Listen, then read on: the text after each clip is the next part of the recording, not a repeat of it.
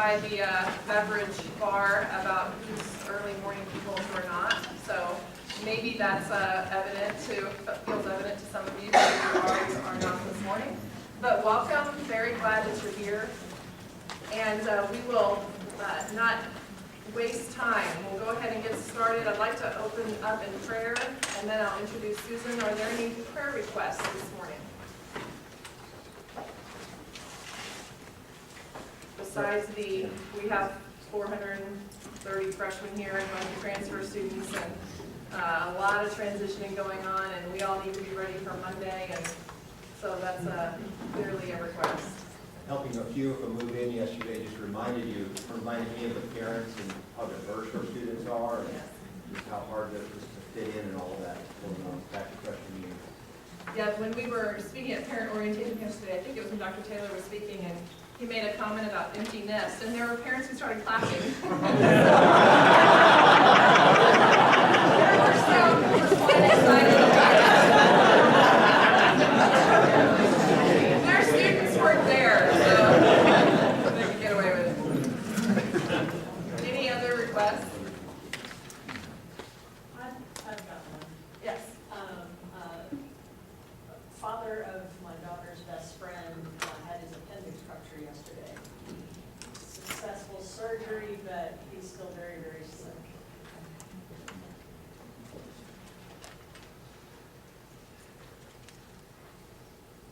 Well, Kelly Malone is going to lead us in prayer this morning. Father in heaven, thank you for a new day and the dawning of a new semester. Lord, we know that this brings change to everyone involved, new students and returning students, faculty, parents, others with connections to these students and to our university. Lord, we pray that you will provide guidance and strength, that you will renew us with the presence of your Spirit. Lord, that you will help us to put first things first, to encourage our students to learn about you and to walk with you, and to know that they have every resource that they need in you. Lord, we pray that you'll guide our time together this morning and throughout this day. Lord, that you will use it fruitfully for our growth, for the advance of our university, and even for your kingdom purposes. We pray in Jesus' name. Amen. Well, it is my pleasure and privilege to introduce to you this morning Susan Hatfield. Susan is a professor of communication studies at Winona State University. She has also, in her tenure there, served 9 years as department chair and 12 years as assessment coordinator. And she's also a visiting scholar and peer evaluator for HLC, and she serves as an on the advisory board for numerous organizations. She has been our mentor in the Assessment Academy, and now we're just very happy to call her our friend as well. And so please help me welcome Susan Hatfield.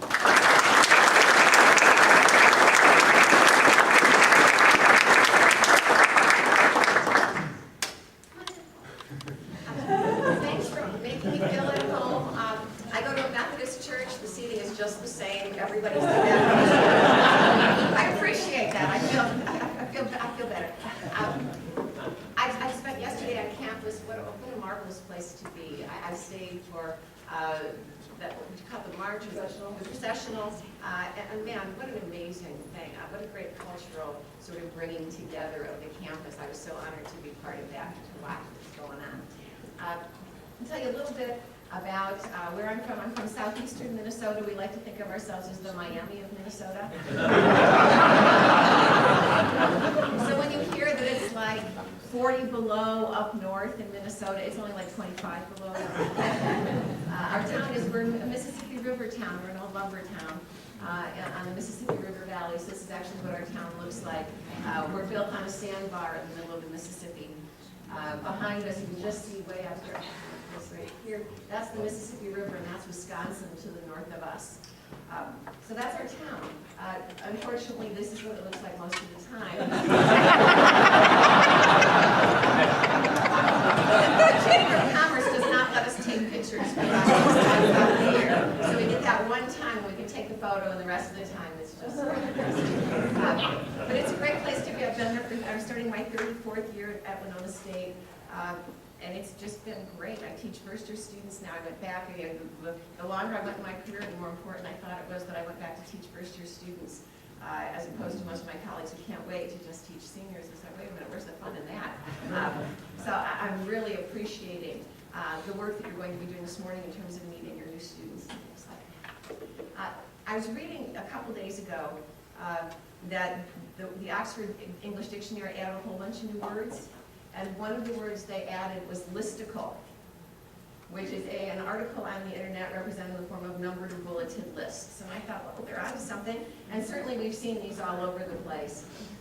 5 things that should have been improved in 32 things to all your best friends understand. You know, you see these all the time.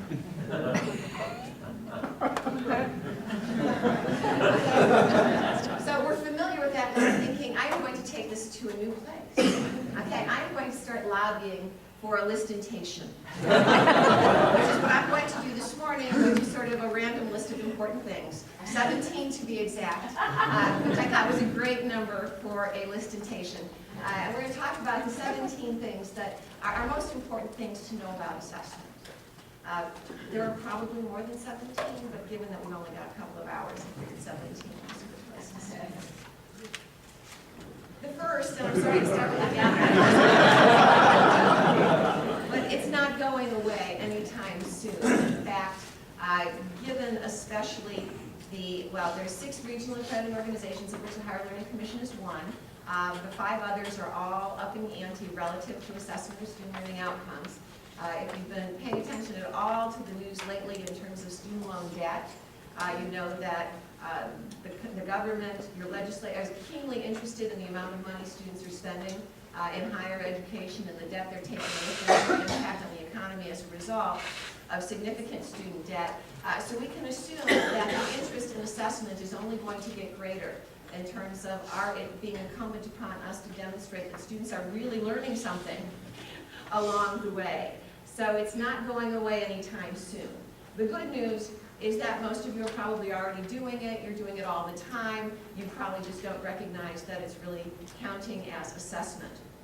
Now, just to sort of step away for like a different perspective for a minute, just because number 1 went so fast.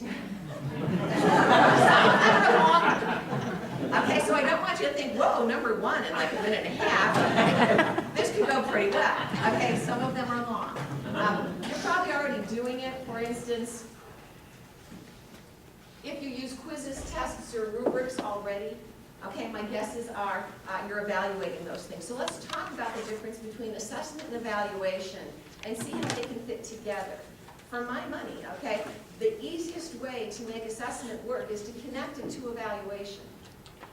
Okay, so thinking about this, and by the way, I mentioned, the slides are now on your computer. You have access to them, so if you don't want to write down stuff like crazy, you don't have to. We'll make sure you get them so at home. Okay, so you could do a quiz for evaluation, and this is a quiz that they get 10 points, 15, 20 points that counts towards their final grade. That's evaluation. Okay, if you use it for assessment, you're using the quiz as sort of an early warning sign that they may not get it. They're not getting it. That they may be smiling and nodding. Like every time you say, do you have any questions? Oh no, you all understand it? Oh yeah. Because they know if nobody has a question, and they'll learn this like their first day of class. If nobody has a question, they may get out of class a minute and a half early. And somehow that's worth, not asking questions for. So when we use it for assessment, we're checking to see whether or not the students understand, whether or not it's safe to move on. Or if they clearly do not understand what we just spent the last week talking about, maybe we need to regroup next week early. We can score and return tests, that's evaluation. We can use tests for assessment by taking a look at which questions students did well on and on which questions students struggled. Okay, using an item analysis, an informal item analysis. I teach one relatively large section class, somewhere between about 35 and 50 students in the class. It's essay exams, short essay exams. And so what happens is I can take a look. There are a range of study behaviors that went into the preparation of that exam, which become very apparent when I'm grading the exam. So I don't need to look at every single exam, I can look at the top 10 scores on the exam, the students who clearly studied. If they all missed the same array of questions, that tells me that we just did not connect on that. If I look at exams for the students who maybe scored 65%, okay, that's sort of a random act in terms of what they got right and what they didn't. But if the students only missed 3 questions and they all missed the same 3 questions, that's a pretty good indicator to me that we did not sort of connect in terms of create learning on that particular or those particular issues. That gives me the opportunity to regroup before we go on, because quite honestly, if they don't know it when they take the exam, the odds of them picking it up on their own later in the semester are fairly slim. Let's move on in terms of rubrics. How many of you are already using rubrics? Super. Rubric can be returned with a grade. I teach public speaking. I listen to the speech. I grade on the rubric. I can hand it back to them right there. Okay, prompt feedback, good deal. That's evaluation, but before I hand it back, I can also make sort of I can take each one of them and put them on a checklist or a master sheet and tally them up to see how they did and recognize, okay, for that particular class or the program, to see where the issues are. So after the first speech, I see 22% of my students did not meet my expectations relative to nonverbal delivery. I think I know what we're going to spend some time talking about before our next speech. So we can take a look at it in terms of evaluating it, giving it back to them, but using for assessment, we can aggregate the data across students, and it really takes very little time to just put the hash marks on the sheet, tally it up, and get a sense of how students did. What do we still need to work on? Third thing is that assessment is a shockingly intuitive process. This is not rocket science. It's easy. It's stuff you do all the time. Think about it this way. How many of you next week will teach a course that you have taught before? Looks like virtually all of you. Okay? Pick one of those courses. How many of you are going to teach that course exactly, day to day, the way you taught it last time you taught the class? Okay, what are some of the things you've changed? Did anybody change exams? Change assignments? Change books? Okay, change your lecture, your presentation material, change audio or video support that you're using. Okay, every one of those is an assessment story because you saw something that you thought could help students learn. Okay, that's the whole process of assessments, is figuring out what worked, figuring out what didn't work, or figuring out what could have worked better. Okay, and figuring out how to do it better, how to make it more interesting. I always feel like when I'm looking ahead through the semester and I realize there's a day that I'm just dreading because the material is boring for me. If it's boring for me, I can't imagine how treacherous it's going to be for my students. So I got to figure out a way to sort of get into this a little bit more. Because clearly, if I'm bored with it, they're going to be bored with it. So figuring out how it works. So you take it, starting with an outcome. What do we want students to learn? And then we're going to break this down into phases. So the first phase, we structure a learning event. Like the first time you taught the course, and you're putting together your syllabus, and you think, well, I'm going to do this, this, and this, and that's going to work. And then students take, we'll talk about components in a minute, students take a test or an exam, or they do some kind of an assignment, and we get a sense of whether or not they learned that particular outcome. We compare against target standards, benchmarks, past performance, and we decide, was that good enough? Okay, and then we take a look at what we can do differently, maybe the next time we teach the class. And it's often what we refer to as this multiple iterative process. Think about how many times you had to teach a course as a new faculty member before you felt like you were sort of in control of the class. You sort of knew what was going on. Okay, it took you probably multiple iterations to do that. In my role right now, I am teaching some days the same course 3 times. So I go in at 9:30 with my newly revised, enhanced course, and I'll be talking about it, and then someone in class will say, well, you know, I just saw something like this on YouTube. And they'll pull it up. And so by the 1 o'clock class, I've now inserted that YouTube into the presentation. And then someone else will say, well, that reminds me of something I just read somewhere else. And they put that up, and we show and we talk about it in the class. So by 5 o'clock, I am really good. But it's been this sort of ongoing iteration. Sometimes I feel really bad for the 9:30 class because they're sort of in my test class.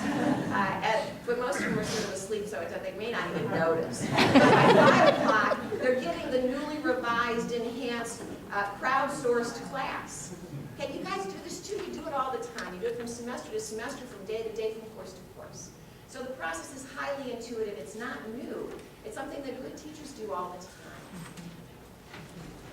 Fourth is that assessment requires exertion and intention. Okay, you got to be thinking about this 2 different ways. So let's take a look at this. Exertion without intention looks like this.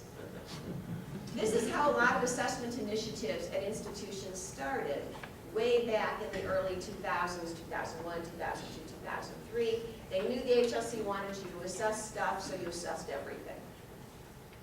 Any program that started doing portfolios started this way. Okay, so students would bring a milk crate full of stuff, and that was going, it's like, oh boy.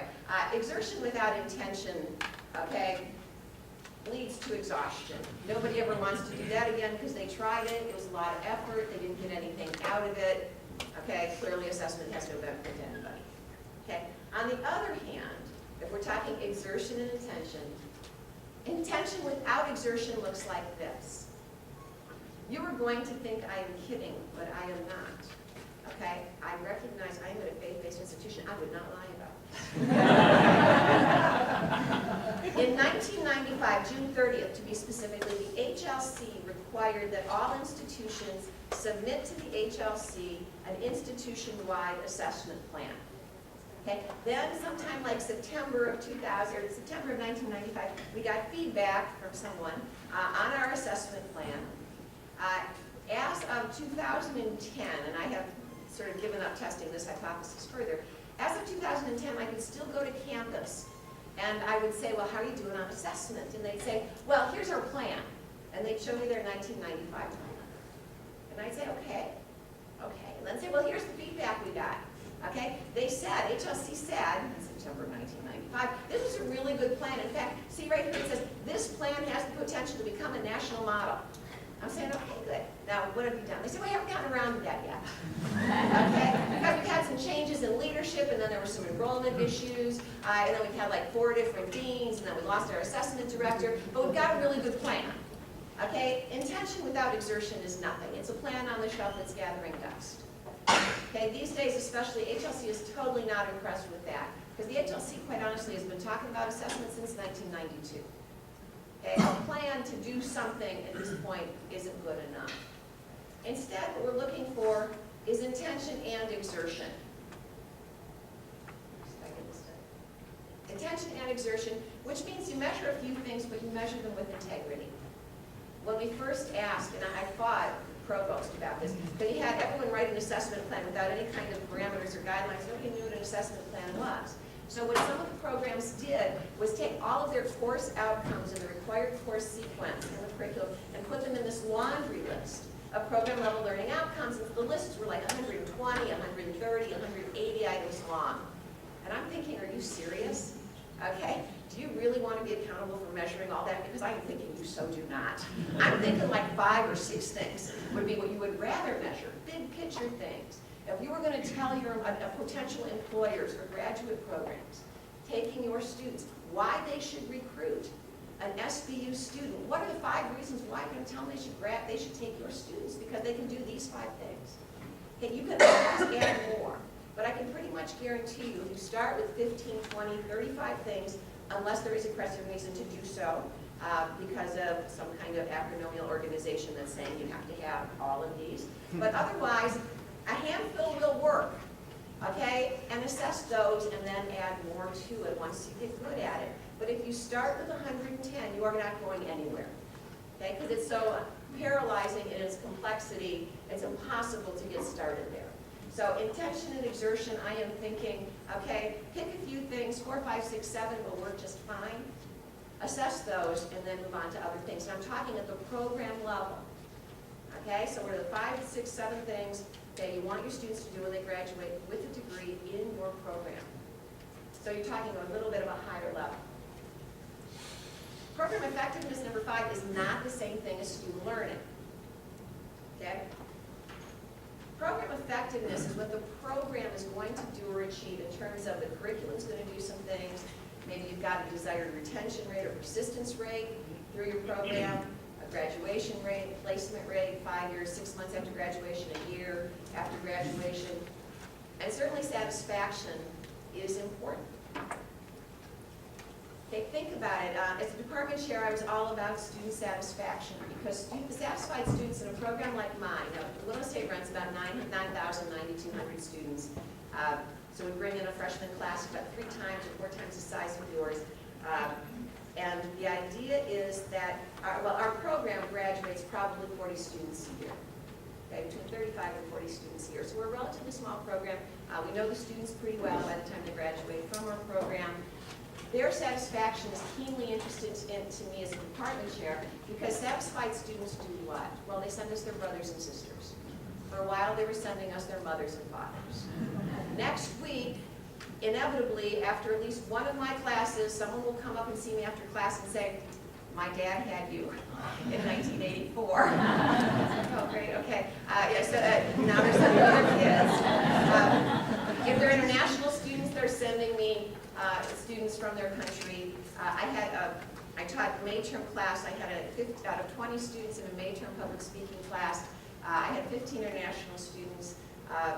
Virtually 2/3 were Saudi Arabians and Egyptian students, Bangladeshi, a handful of Chinese students, and then 5 American students. But the last day of class, one of my Saudi Arabian students said, well, my dad is over at the Mayo in Rochester, and he wanted to come and watch our class. Is that okay? And I said, sure. He didn't speak any English. The boys in the class all knew this guy, this man, so he must have been somebody in Saudi Arabia.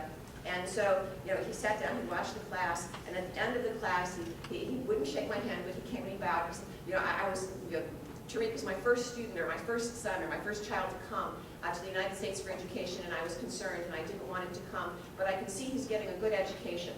And so he was translated, and then there was a pause, and then he looks at me and he said, I'm going to send you my 23 other children. At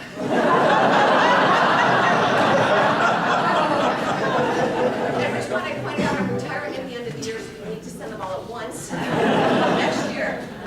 But that's what happens when the students are satisfied. Okay, but beyond just sending us students, they send us money, not a lot, but some. They come back and speak, okay, on career days or career fair days. They come on homecoming and they'll visit the classrooms and talk about what it is to be an entry-level person. So they do a lot for us. So it's really important for me that the students are satisfied, but you know what? Our smartest students are not the ones who are the most satisfied. I am amazed at the students who become our most active alumni relative to their academic performance. And some of them, we were wondering if they would ever graduate. And now they did, and by whatever happened, they are now doing very well for themselves, and they send us all kinds of gifts. They set up internships for us. They set up practicums. If somebody has a position open in their company that they think a communication studies major would be perfect for, we are the first person that knows about that job.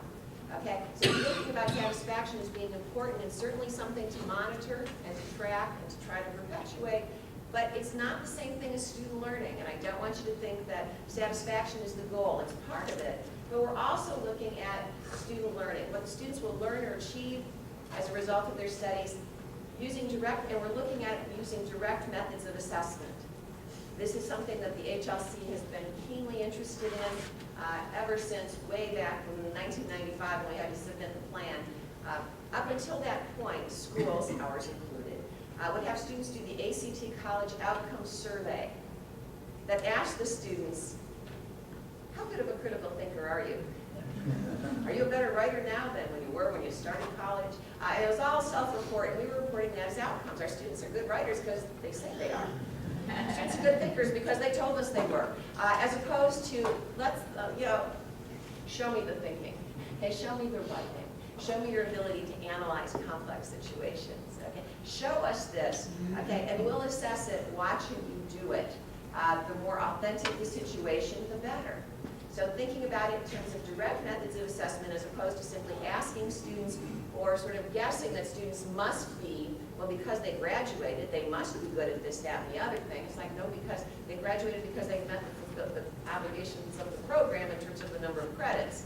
but it may not necessarily be that they learned all of these skills at the exact same level. Number 6, assessment only matters if you focus on what matters to you. Okay? Don't waste your time measuring stuff you don't care about. If you don't care about it, don't measure it. Okay? It's a colossal waste of your time, your effort, your energy, your resources. Think about what matters to you as a program. Okay? What matters to your students? What are they going to need to know when they leave your institution? Think about it in terms of values and measures. So you got your values and you got your measures.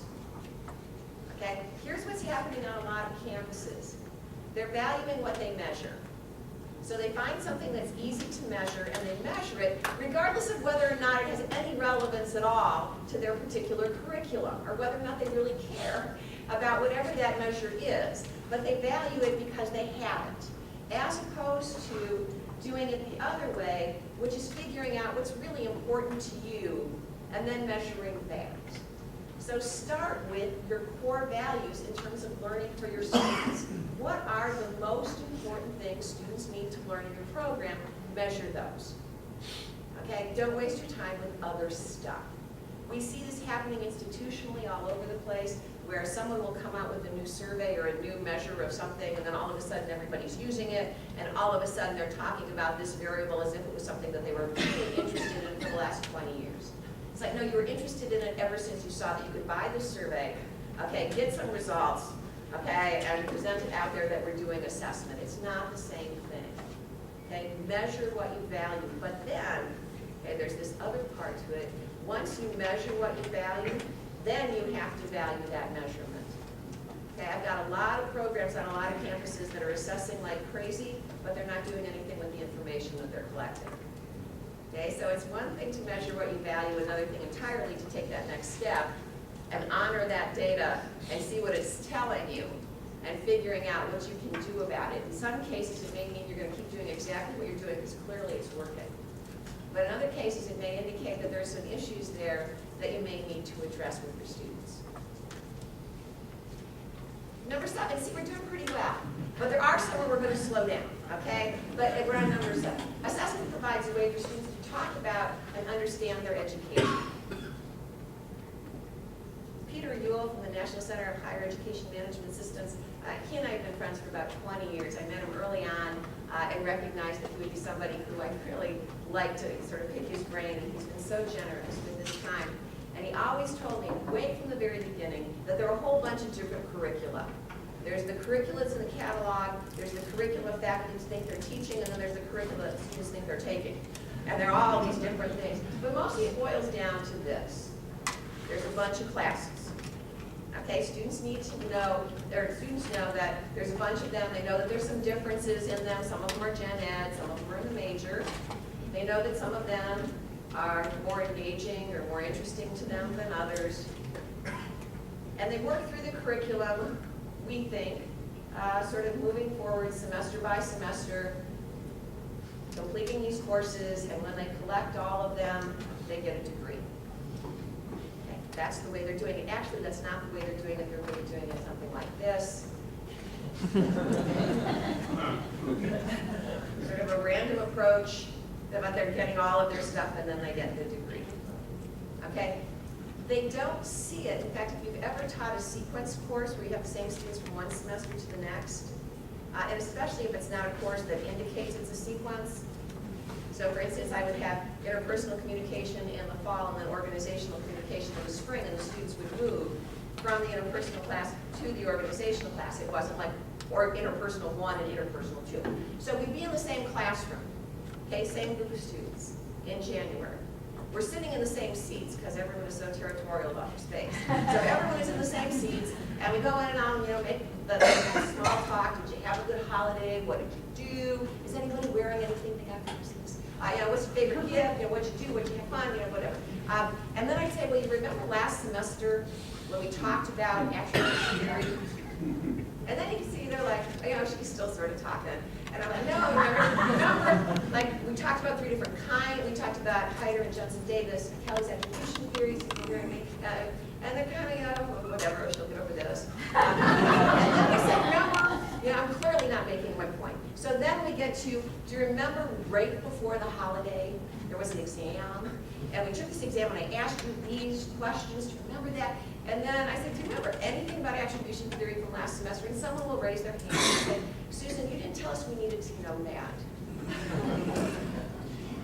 That was from last semester. You took the exam, you got the grade, you were so done with that.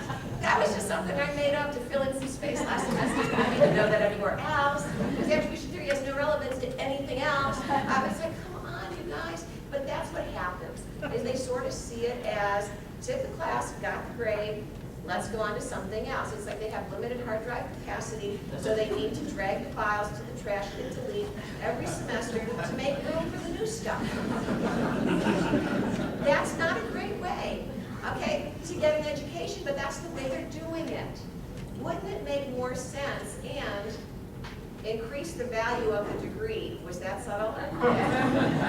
Increase the value of the degree if we started talking about the courses that they're taking relative to student learning outcomes. Okay, in this class you're going to learn how to analyze complex data. In this class, or these classes, you're going to learn how to adapt a message to diverse audiences. In this class, or these classes, you're going to learn this. In these classes, you're going to learn this. And thinking about it in terms of having students understand their curriculum in terms of outcomes and how the courses achieve or combine to achieve something bigger than just sort of knocking off. Okay, 5 classes a semester for 4 years and then you're done. So thinking about it. Now what we've noticed in our department, so we've got the program level student learning outcomes. We've made a curriculum map. We'll talk about curriculum maps in a minute. I know you're working on them too. We show the students the curriculum map on every syllabus. In the program, it says, advanced interpersonal communication. This course, okay, has these course-specific learning outcomes, but also they're promoting, okay, these program-level student learning outcomes. Because you're going to see this stuff again, okay, you'll need this information when you move on to, okay, this particular, so for instance, advanced interpersonal is a writing course. They'll write a review of literature in the course, and the reason why is because you practice in academic writing, because by the time you get to senior seminar, you need to be good at academic writing, so they'll give you some practice there. But what we started to notice in senior seminar then, when students have to write a cover letter and a resume, they actually start talking about their education in the cover letter and on their resume related to student learning outcomes. And it's a much better letter than we've ever seen before, where they're saying, well, I took courses in this, and courses in this, and courses in this. It's like, no, that's not the point. Talk about what you learned there. And then we practice interviewing in terms of, tell me about your education, or tell me about your major. And they can talk about it relative to what they learned instead of, I took a mess of classes. So the student learning outcomes give us something to focus on when we're building curriculum, but they're really helping the students understand their education, maybe for the first time ever. This is going to be a long one, I'm going to warn you, okay? But this is cool. It's long but cool, okay? I want you to focus on creating a culture of learning instead of a culture of assessment. In my role as a senior scholar for the Higher Learning Commission on the Academy, Assessment Academy projects, and more recently, the Persistence, Completion, and Retention Academy, I review a number of different schools' Assessment Academy projects, okay, lots of them. So I'm a senior scholar for, at times, up to 50 different institutions. So over the course of the time, I usually have about 25, but there's been a lot more. So we've gone through about 225 schools that participated in the Assessment Academy. So let's say I've got a pretty good working knowledge of about 110, 120 schools and what they've done. So many of them are talking about creating a culture of assessment on their campus. And I want to beg them to stop doing that. Okay, it's not a culture of assessment. It's a culture of learning, of which assessment is part. But you're sort of missing the whole boat when you talk about a culture of assessment instead of a culture of learning. There's been work done in terms of what a culture of assessment is. A culture of assessment focuses on assessment terminology, the difference between outcomes and objectives, goals and competencies, proficiencies, and whatever else you're going to call it. It promotes faculty ownership of assessment, ongoing professional development. Like today, we're talking about assessment. Administrative encouragement of assessment, general education goals, not just categories and distribution, but actual goals for learning in gen ed. Other things, okay, we usually require programs to do assessment plans, some kind of promoting of systematic assessment in programs at the institutional level, learning outcomes for courses, learning outcomes for programs. That usually features some component related to program review, assessment of co-curricular activities, assessment of institutional effectiveness, and informational forums about assessment and what we've learned, connecting between assessment and budgets and planning, celebration of success, and responsiveness to proposals for new endeavors related to assessment. Isn't that terrific? Do you notice any word that never appeared once in that whole thing? Learning. Yeah, we're not talking about learning at all. Culture of assessment emphasizes things like processes, so we've got processes. Some of the Assessment Academy schools spend all this time coming up with these Byzantine, labyrinthian processes. It's like, oh my gosh, you don't think anyone's really going to be able to do this, do you? Well, first they have to do this, and then it goes to this committee, and then a subcommittee is going to do this, and then this committee is going to make recommendations to a third committee who's going to do something else. I'm like, oh man, I don't think this is going to work. So they're creating elaborate processes. It's all about data in terms of external benchmarks and standardized instruments. There are some schools that are it kind of shocks me because the idea is that every single student learning outcome in the program has to be benchmarked against some national data. Whoa, okay, that's a good way to get faculty totally uninvolved in teaching their program because you wind up having the measures, whatever you can find national benchmark data on, the measures can start driving the entire endeavor. If it's possible, and I have to say this carefully, if it's possible to suck the fun out of assessment, that will do it. But maybe you do someone else's assessment because you have tests for it. So think about it really carefully in terms of, okay, this is what the culture of assessment is doing. It's all about benchmarking. It's all about comparing, that kind of stuff. And it's all about reporting. Okay, massive, complex reporting structures. Some of them using these online tools that are requiring faculty to enter data on every student all the time. It's simply not sustainable. We get so lost in the weeds that we can't begin to see the big picture of what's happening. Culture of assessment, there are some clear downsides, as I've been pointing out as we went. It often results in formulaic assessment plans. If you look at one assessment plan and you look at another one and you look at a third one, they all start to look strikingly the same. Measuring what's easy to measure, or in some cases, if you have an external measure, you just use that and be done with it. Confused priorities, again, the idea of measures and values. We're valuing what we measure, not measuring what we value. We've got lots of data, but very little information because it makes no sense to us because we don't really care about what we collect, we're just collecting stuff. Often results in gaming the system, especially when it comes to this reporting process where departments have to. There's an annual reporting cycle for assessment. It usually has a relatively narrow window. So you'll submit a plan maybe in September, you receive feedback maybe in October, and then you've got to report again in June or something. And then you have to read that and do it over the summer and submit another plan in September. And so it's this endless cycle, which is fine, but it doesn't take the program long to figure out. And there's no relatively minimal feedback. And then what happens is it doesn't take the program long to figure out. All they need to do is change the date on the report, submit the same one the next year, and all is good. Come on, you thought about doing that. So it becomes just this process in entering stuff or submitting stuff as opposed to owning it or caring about it. And as you've noticed, it's totally disconnected from the learning endeavor.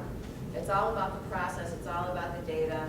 Now that they've got these technological tools, it's all about entering data into a particular program. I was telling one of the groups yesterday, I read that a school is impressed because they're excited because 95 of their programs enter data into Weave Online. It's like, do we know what they entered? Because I'm not sure that just entering data really counts as anything because it may just be garbage that they entered in. Anybody can enter bad stuff into a database or stuff they make up. If that's the goal, is to get people to enter data, okay, that's really not helping you out. It's a waste of time and energy and money if you spend the money on a program. This is not to say that we cannot be used effectively, but oftentimes the measure in terms of our success in assessment is how many programs entered stuff in Weave, or Tracked Out, or eLumen, or whatever the program happens to be. So I want you to stop thinking about a culture of assessment and instead focus on a culture of learning. Okay? A culture of learning, like we talked about, uses data to improve learning.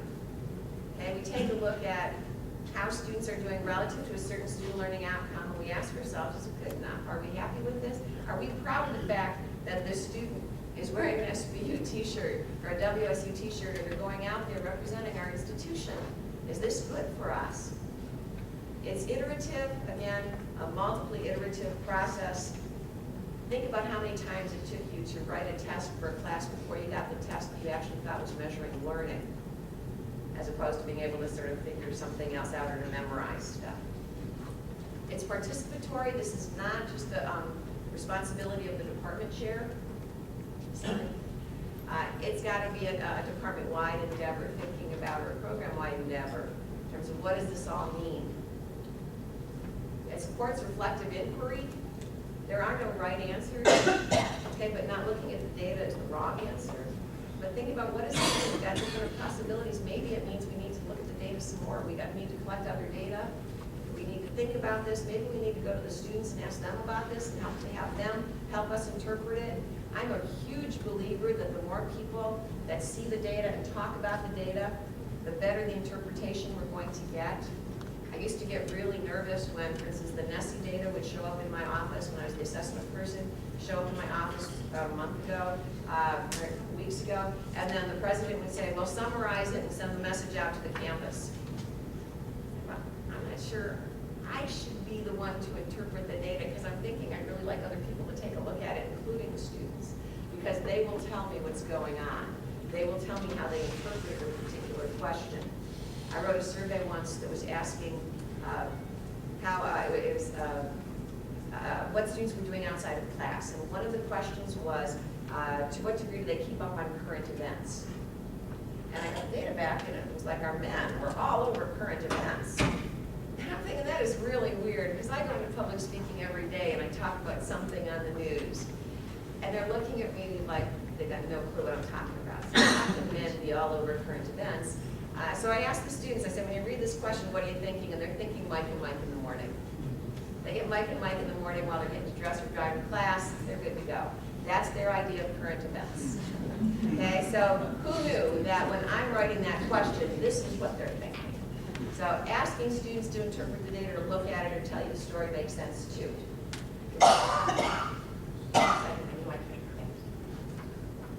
We'll just go here now. So let's talk about promoting a culture of learning. Thinking about it in terms of 3 different stages: beginning, making progress, and maturing.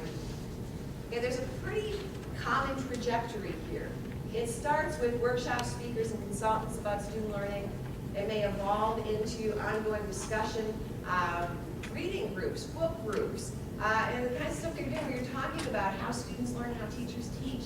I've seen entire campuses form book clubs using the Parker Palmer books, or using the Ken Bain books, and talking about what do we know about teaching and learning. So we're really making it part of the culture. And then in the maturing stages, we actually celebrate student learning. We recognize student learning, we celebrate it, we honor student learning. It's become central to what we do and central to what we talk about. We stop talking about teaching and we're more focused about student learning. We're thinking about it in terms of what will students learn if we do this.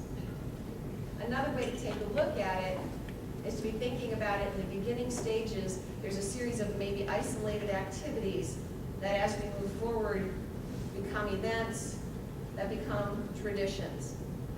Same thing in terms of the activities, become processes, become systems that allow us to take a look at things longitudinally from year to year to year, as opposed to one just, we're going to look at this year's data. I said, but what about the last 3 years worth of data?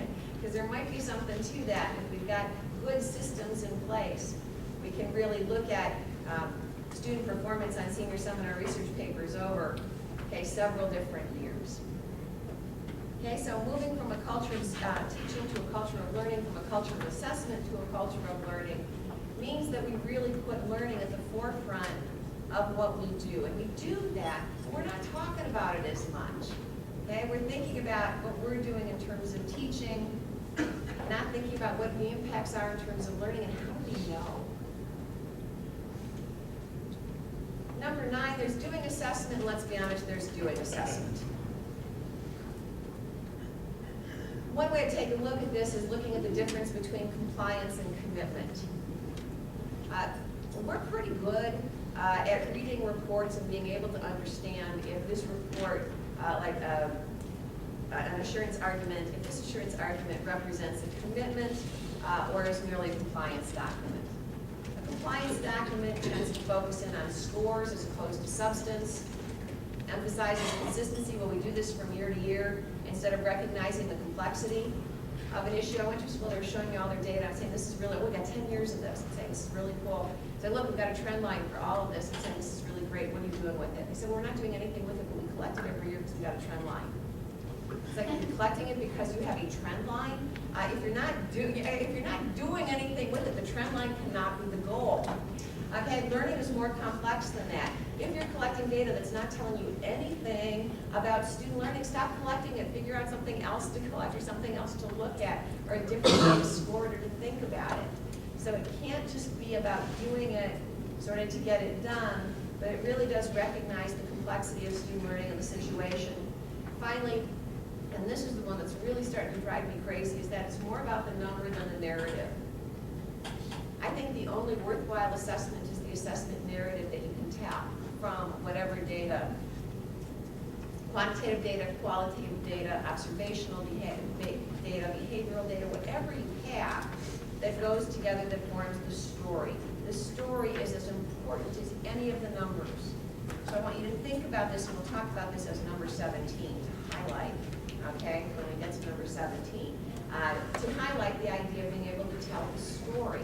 So thinking about it in terms of a narrative makes far more sense than trying to think about it in terms of numbers or scores. 10 things, it's all about the number, or it's all about the outcomes.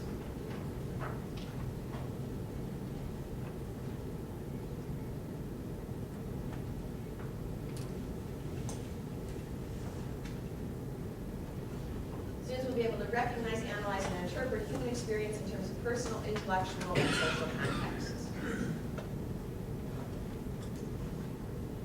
Students will be able to critically comprehend, interpret, and evaluate written, visual, and oral material. What do you think? How many of you want to assess this mess? Probably not good. Okay, this is problematic, and yet these are the kinds of outcomes we see all the time. It's because when we got our degrees and we wanted to sound academic, we recognized that we put things in groups of threes and we put a bunch of commas and some and that would sound really intellectual. The problem is an outcome. This is a total disaster. For me, good outcomes mean good assessment. If you don't have good outcomes from a starting point, there's no way you're going to be able to get any kind of information that's going to be genuinely useful to you when you're actually trying to figure out what that information, the data that you got, actually means. Think about this again. I can go back this way. Students will be able to, so we got critically comprehend, interpret, and evaluate. And those are 3 different things. Written, visual, and oral material, those are 3 different things. Okay, you can do the matrix and see that you've got a whole bunch of potential factors here. So any kind of data that you would get trying to measure this is going to be uninterpretable. It's the same thing. The most common mistake we see is in Gen Ed, where the outcome is students will be able to write and speak effectively. It is possible to do one and not the other effectively. So when we get data on that, how does that balance out? Okay, so they're really good on one, they're not really good on the other, so they get sort of a middle average score. That doesn't tell us anything. So thinking about it in terms of what are we looking at here? The format that I'd like to recommend is pretty basic, and that is students will be able to action verb, please, just one, action verb, something. Not something, comma, and something else, and then throw in a variety of contexts just to make it more fun.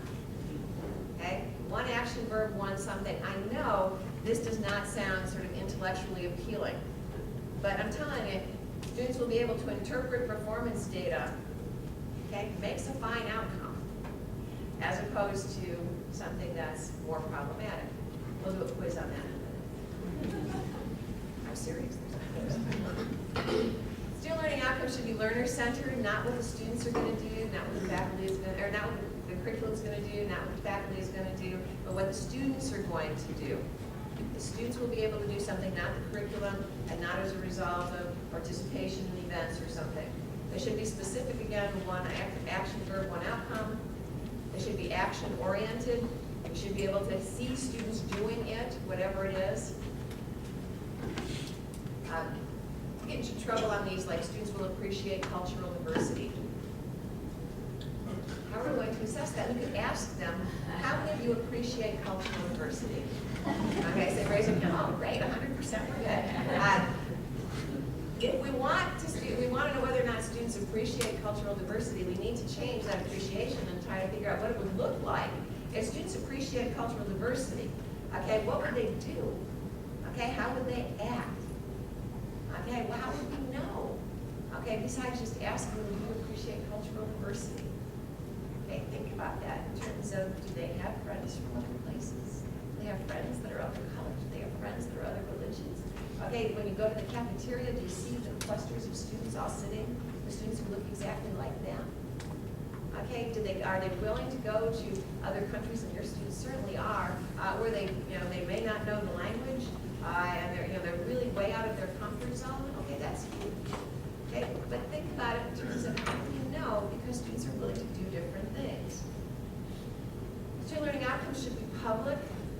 Okay, students should know what the student learning outcomes are. They should be on the catalog. The public should be able to figure out what the student learning outcomes are. They cannot be some sort of stealth outcomes up there that students are aware there's something going on, but they have no idea what they are.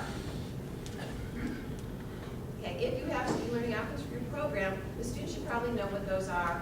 They should be in the student handbook. They should maybe be posted in different classrooms in which you teach. There should be a topic of discussion in the class in terms of, okay, here's what we're doing, here's why we're doing it, here's how this is promoting learning that you're going to need to know when you graduate from here. They should be distinctive, which means that program level student learning outcomes distinguish between different programs. I say that and then I'm going to contradict myself. Except if you teach in modern languages, okay, where it's possible to have majors in 4 different languages, but the outcomes, speaking, listening, reading, cultural understanding, all of those outcomes in the language are going to be the same. The language is only different. But for the rest of us, okay, our student learning outcomes are going to differ by program. So for instance, you may have a core of outcomes, like in a College of Business, where you have a core of student learning outcomes plus additional couple of outcomes for the different specific majors. So you've got the core plus some in accounting, the core plus some in human resources, the core plus some in MIS, the core plus some in finance. So you can have some overlap, but if you've got 2 or 3 sets of the exact same outcomes, one wonders why these are different programs. Again, in foreign language, modern languages, it becomes very, very clear. In other programs, perhaps it is possible that it's only the modality changes, but the outcomes stay the same. But I want you to think about that very, very carefully. If you're in a department that has 4 different programs and all the outcomes are exactly the same, okay? Think about that and see if that makes sense in terms of whether or not these are really distinct programs or not. Our student learning outcomes frame perceptions. Okay, they frame the perceptions of our students about what they're going to learn. They frame perceptions from our faculty in terms of what's going on, and they frame perception of the public, the employers, okay, state people, national people. I always tell programs that.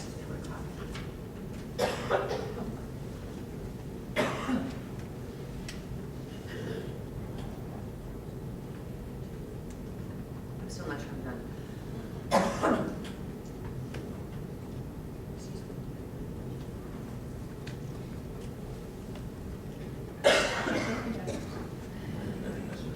I always tell our institutions that are working on their assurance argument, when they're making the case that all of their programs have student learning outcomes, okay, what I want to see at that point is a second-tier document. We're not going to include it in the actual document, the assurance argument itself. But the second tier is then a list of all the program-level student learning outcomes. And the reason why I say to do that with all of the programs and just one master list is because that will set to rest any argument right there. The school know what it's doing relative to student learning outcomes and program assessment. Because if the program level student learning outcomes on that list are not any good, I know that this is just not working. Okay, if they've got a solid list of student learning outcomes by programs, it frames the perceptions of the reviewer right away. Because you very seldom see a master list of outcomes that indicate that the program really is thinking about the 5 most important things students need to do when they graduate, and they're putting that together. One of the things that you look for when you're looking at the outcomes is whether or not they're cognitively appropriate. I know the department chairs have seen something like this before. I'm going to show the rest of you a slide that will call into question my professional credentials teaching public speaking, because it violates every PowerPoint principle that exists, but I'm going to show you anyway. Keeping in mind that I am now sacrificing my professional integrity for your learning. You cannot say you were not warned. But what I do is I took old Bloom's taxonomy, knowledge comprehension, application, analysis, synthesis, and evaluation, and I include a bunch of action verbs underneath each one, so that when we say that the format for a student learning outcome is students should be able to action verb, just one, something, just one. When you get to the action verb part of the student learning outcome, you can choose a word from the list, and yes, I know some words aren't here. There's always somebody who says, well, how come this word isn't there? It's because it would make this even uglier if I started throwing in more words. But this will give you a pretty good idea. But here's the thing. When we're talking about program level student learning outcomes, you do not get to pick just any action word that you want. Lower division course and course outcomes tend to be knowledge comprehension and moving into application. But by the time you get to program outcomes, we're looking at application analysis, synthesis, and evaluation. So we don't want to see program level student learning outcomes that say students will have a basic understanding of the human anatomy. It's like, whoa, that was like a course outcome for anatomy and physiology that they took their first year. I want them to be able to take their basic understanding of the human anatomy and do something with it that's relevant to their particular field, like to be able to position a patient appropriately for a radiologic exam. Okay, being able to interpret or use their knowledge of the human anatomy to read the orders and to be able to get it right. Okay, so thinking about it in terms of what that action verb is, if it's an upper division course or a program level student learning outcome, you're probably looking at higher order thinking skills. So getting away from any kind of program level outcomes that are about knowledge, understand, comprehend, define. Okay, all of those are lower order thinking skills. We want students to be able to take that and make them higher order thinking skills. Okay, think about what we want students to be able to do when they graduate. But it's more than just having student learning outcomes. Okay, the outcomes need to be defined. Here's what I'd like you to do, either in your mind or maybe in your notes if you've got a paper in front of you. But think about this. If I were to ask you, I want to go away this weekend. I was going to say dodge the heat, but man, you're going to be driving a long way if you're doing that. So you're going to go away for the weekend to just refresh, recharge before classes start. So you're picking out a hotel where you want to go. Okay? What are the characteristics that you are looking for in a hotel? I want you to make a list of 3 things and write down what would you look for. You're going away for this weekend. Okay, with a good friend, significant others, relationship partner, whomever. Okay, they're going away for the weekend. I want you to, okay, write down and think about what are your characteristics of the 3 things you're going to look for in a hotel where you're going to stay.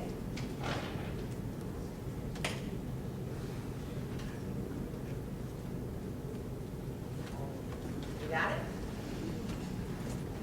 Someone like to tell me their list? Cost, comfort, and breakfast. For a cost, comfort, and a free breakfast. What kind of breakfast? I mean, the little cellophane wrap, like pasta, pastries, or pardon? Well, Waffles, okay. Did anyone have the exact same list? Did anyone have 2 of those? Okay, did anyone have at least 1 of them?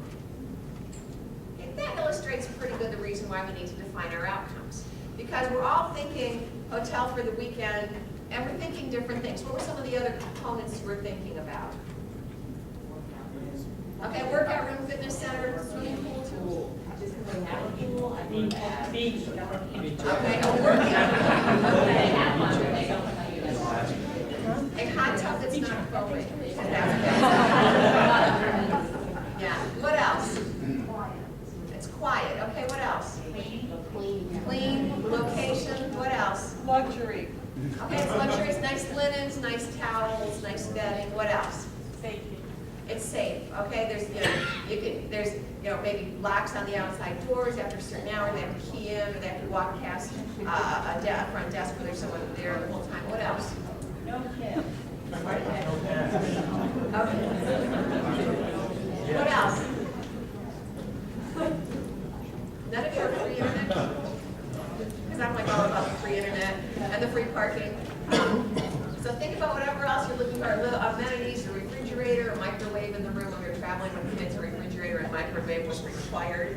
And so think about what are those things we're looking at. This is why you sort of need to talk about the outcomes to get on the same page as to what we're talking about. Because if I were to ask you right now to define critical thinking, okay, every one of you would probably have different definitions of what critical thinking is. And yet we talk about critical thinking being an outcome, and we think we all agree, well, yeah, critical thinking is an outcome for our program, but we have no idea what we're talking about because we never really go to this next level in terms of definition.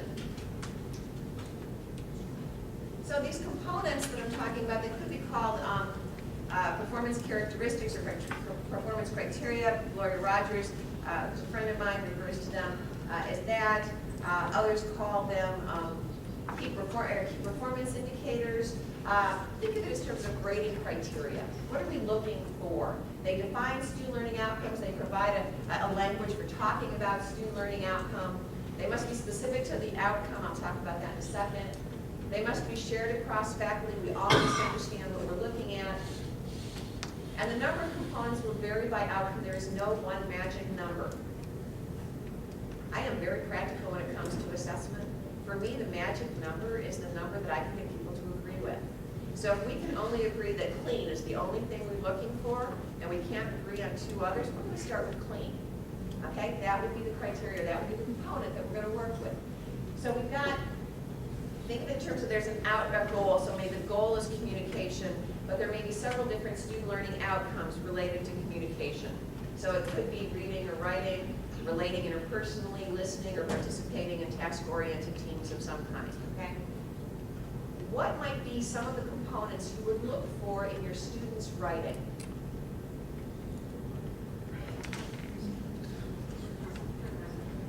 Okay. Grammar, what else? Structure, organization, content, flow, what else? Cohesion, what else? Brevity. Evidence. Brevity. Brevity. Or how about format appropriate for the intended audience? Okay, if it's supposed to be one of those long things, or if it's supposed to be in bullet points, so style appropriate for intended audience, voice appropriate for intended audience. Okay, if we're writing an academic thing, does it sound academic? If we're writing, okay, a listicle, it doesn't look like a listicle. So thinking about what is it that we're working with, okay, those are the things that we're going to evaluate student writing on or assess student writing on. So we may have 4 components that we agree on. But again, the structure may be different for each outcome. You start where you can. If you can only agree on a few things, you start with a few things. I will caution you, though, that you want to try to stay away from having a list of like 15 components, even if you can all agree. Because it just gets to be too difficult for people to be able to spread to think in their mind, okay, and to separate out those 15. It is the reason why we're seeing writing across the curriculum initiatives fall pretty hard and pretty flat when the writing people are the ones who do the rubric. Because the rubric is so complex that only writing people understand how to use it or what all those terms mean or what they look like. It's why you would never have me put together your public speaking rubric. Because we use, I'm looking for far different things. If I'm looking at curricular or communication across the curriculum, we're going to probably look at fewer things, just so we all sort of are on the same page, as opposed to my saying, well, we've got to all assess transitions. If you're not used to listening for transitions, you may not recognize they exist. So thinking about it in terms of what's the number that we can use, but we have to agree on those components. Let me show you how they work. So we've got the goal, we've got the outcome, we've got those evaluative elements of the grading criteria. And then we're going to look at a student learning object, something that students are doing, okay, to demonstrate the achievement of the outcome, okay, using these evaluative elements. So if we decide that for speaking, we agree that we're going to assess students' speeches on delivery, content, and organization, because quite honestly, it would be difficult to imagine any kind of oral communication that is not delivered, even non-verbally, it doesn't have content or has some kind, or should have some kind of organization. Now you notice that when we look at delivery, content, and organization, that is not begging a certain kind of assignment. So for instance, students could do a sales presentation, they could do an oral report, faculty could require a process summary or a demonstration speech, maybe they're doing eulogies. Okay, it doesn't matter because we're looking at delivery, content, and organization. One of the early pushbacks on assessment was, you're telling me how to teach. It's like, we're not telling you how to teach. We're just saying if your course is an oral communication, is supporting an oral communication outcome, the assignment, whatever assignment you choose to do, okay, needs to be assessed using delivery, content, and organization. This does not mean you cannot add more things. So say, for instance, you're really interested in students using presentational technology because in whatever field you're in, using presentational technology, okay, makes sense. In a eulogy, not so much. Okay, so though I understand people are doing this now. I've actually seen online, so it must be true, that there are caskets that on the flip, on the underside, you know, that's open, you can do sort of a, there's a screen there. Really? My husband has been well warned that in the unlikely event, given the difference in our ages, that I would pass before he, that there will be no PowerPoint at my school. Just to be really clear, and enough people know that if you should be setting up a projector prior, someone will stop him and say, you know, that was a rule. So we've got these rules things, but thinking about it, you can add other things for your particular assignment, but we have to agree that delivery, content, and organization are non-negotiable. So we'll assess this across the department, okay, on whatever kind of assignment you want. So for instance, when I was department chair in communication studies, we have one of the 3 required classes on campus. You have to take math, whatever you have to do. You have to take English and you have to take speech. Okay, much like the way you have your gen ed set up. But here's the thing, that means that I've got 40 sections of public speaking being taught each semester. Okay, I've got 18 different faculty teaching the course. It's like, look, here's the deal. Students have to do at least 4 speeches, at least 5 minutes long. Okay, you know, they have to, 3 of them or 2 of them have to be research-oriented speeches. Okay, there should be both persuasive speeches and informative speeches. There are some rules, but never do I tell the faculty that they have to teach certain speeches. You don't have to do a policy speech. Okay, so for one of my persuasive speeches, they're doing a sales speech. It's kind of fun. Okay, for an informative speech, they're introducing us to their favorite website or their favorite app. Okay, another one of my sections is doing movie reviews. Okay, it doesn't matter, they can do whatever, you know. Another one, my first year student orientation class, tied to my public speaking class, will be doing informative speeches based on the different offices on campus.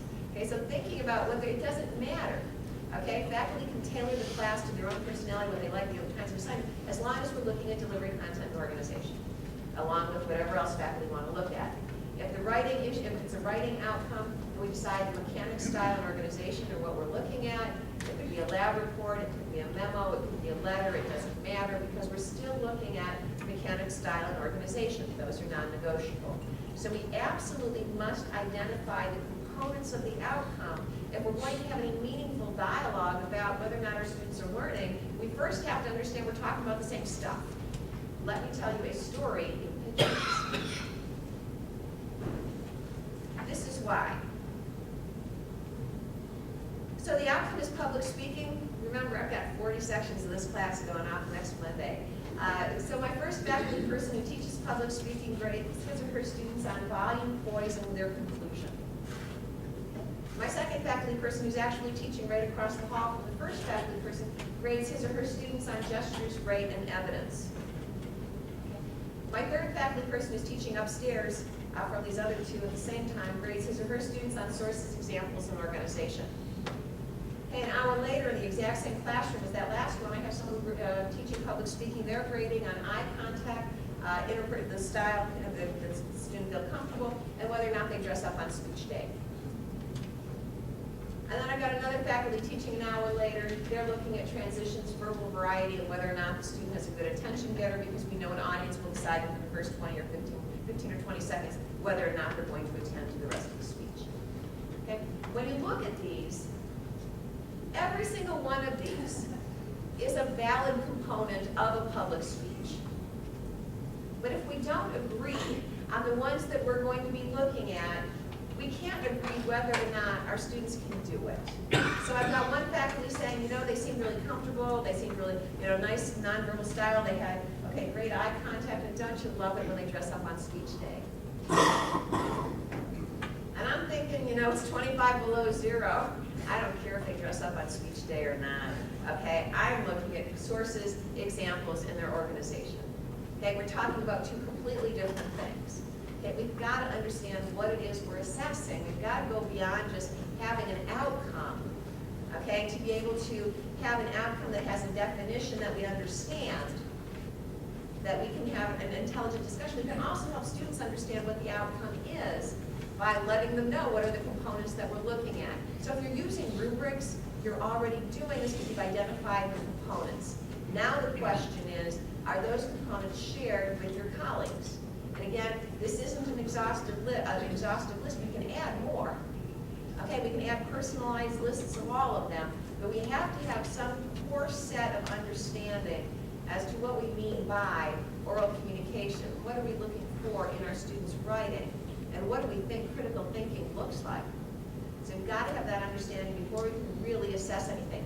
I don't want to waste your time. I don't want to waste anybody's time. And what I know is a well-intended but badly executed initiative where faculty do all this work, and then we have to sit down and realize we can't do anything with it, is going to put me off the track now for another couple of years when faculty said, we did that once and it didn't work. Okay, so let's think about this and try to figure out ways to not waste our time by doing something relatively simple and agree on the components, even if it's only two of them. Okay, two is a place to start. Now it's time for the quiz. Okay, are you ready? Here's the first outcome. Students will be able to gather factual information and apply it to a given problem in a manner that is relevant, clear, comprehensive, and conscious of possible bias in the information selected. Doesn't that just want to make you obsess like crazy? How can we clean this up? What is the essence of what's happening here? And do you recognize the mistake that was made in the outcome?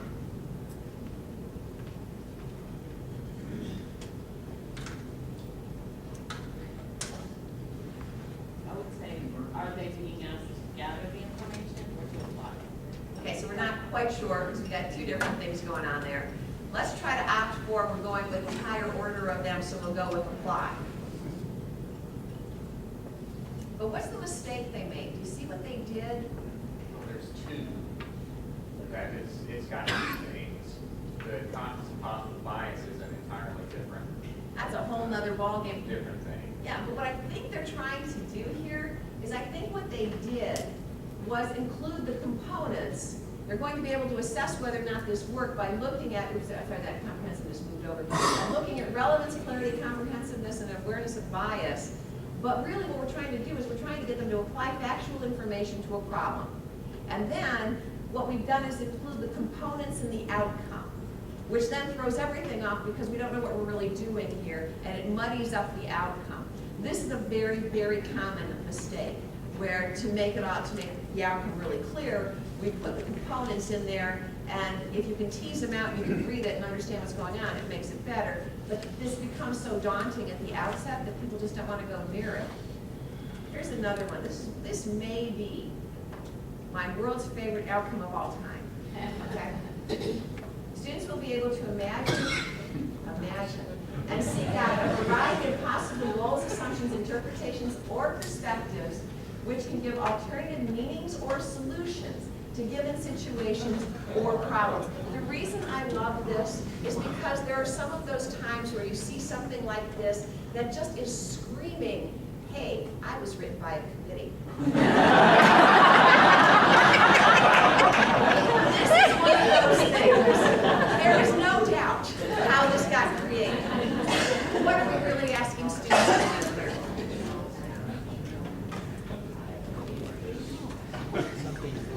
Yeah, we're trying to come up with, provide alternative solution to a situation or an alternative solution to a problem.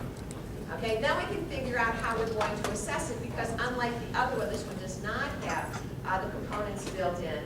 So we can look at maybe a variety of assumptions or perspectives or interpretations. Do they give us one, or do they give us several? Is there an analysis of the comparative advantage of these potential solutions, and weigh them out in terms of pros and cons of each or something like that. But thinking about it in terms of when you've got a bunch of ands and ors and commas, that just does not bode well. Here's the last one. I have to tell you, I did not make these things up, okay? I did not. These are actually, you can never tell anybody this. I'm retiring in a year, so I gotta make it, okay, until May 15th. These are actually outcomes, legitimate, these are from the Minnesota Transfer Curriculum. This is what the state gave us. As far as like, oh really, this is it, really? And it's hard not to say, what are you thinking?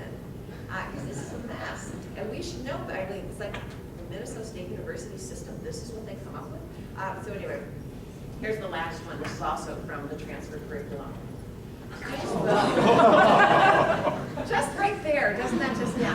Students will formulate and test hypotheses by performing laboratory simulation or field experiments in at least two of the natural science disciplines. One is experimental component should develop in greater depth, students' laboratory experience with collection of data and statistical and graphical analysis and an appreciation of sources of error and uncertainty.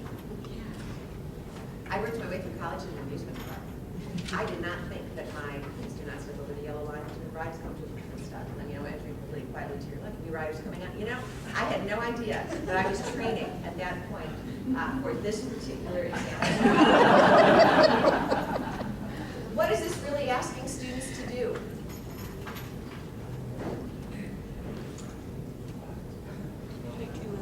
That's it. We're just asking them to test hypotheses with all of this other language. It could be in the social sciences, it could be in the hard science. And then we're looking at components, data collection, statistical analysis, graphical analysis, identification of potential sources of error.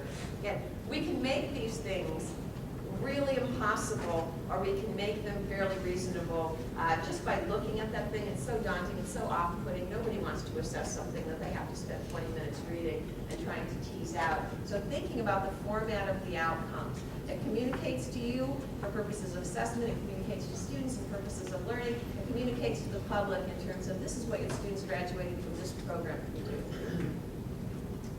Number 12.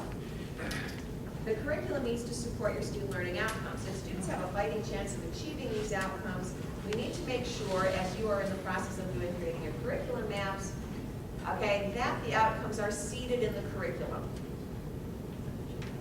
So you start with your student learning outcomes. I've given you 7.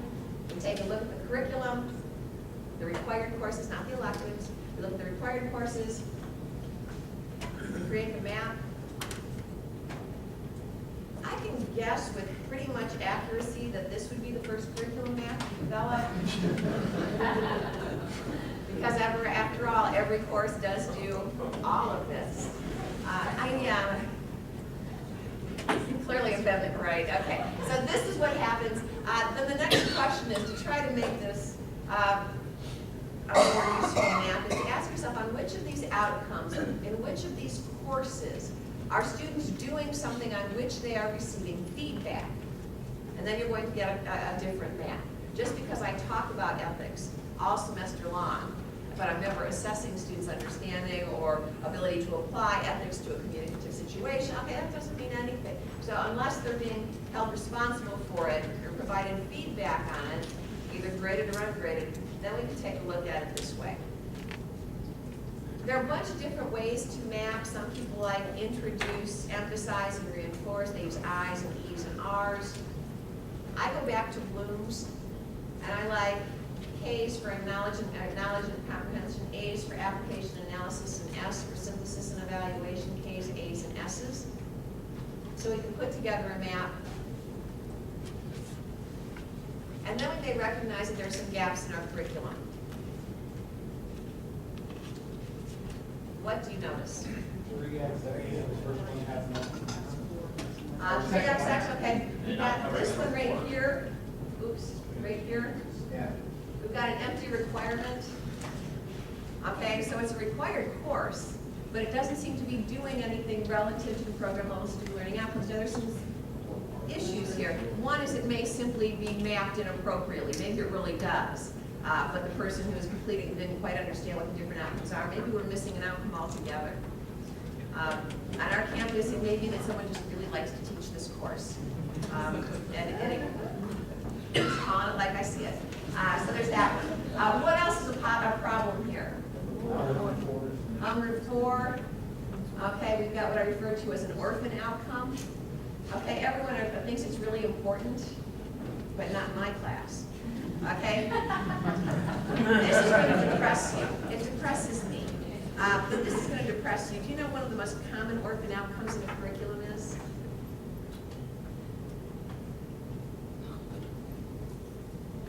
Actually, there are 2. Writing and speaking. Everyone wants students to be able to write, and students do a lot of writing, but they're very seldom held accountable for their writing. They're seldom receive feedback on their actual writing after they got out of the discipline. They'll get a grade on a paper, and maybe there's some, information, some notes on writing, but by and large, they're not held accountable for it. In terms of public speaking, we would love to think that as a basic skills course in public speaking, that we're serving as a foundation for students to be speaking like crazy everywhere else. But you do the math, you've got 25 students in a class, and a speech is 5 or 6 minutes long. They do a presentation, individual presentation, and then between setup and takedown of questions, that takes a week and a half of class time. Okay, very few faculty have the luxury of having it devoting a week or 2 weeks of class time so students can do individual oral presentations. Okay, so we've got reading and speaking, where we've got, everyone assumes they can do it because they took freshman speech and freshman English, and after that, they're just not receiving any feedback on it, or they're not given the opportunity, or they're only doing group presentations from there where everyone's standing up with a note card and reading for a minute and a half.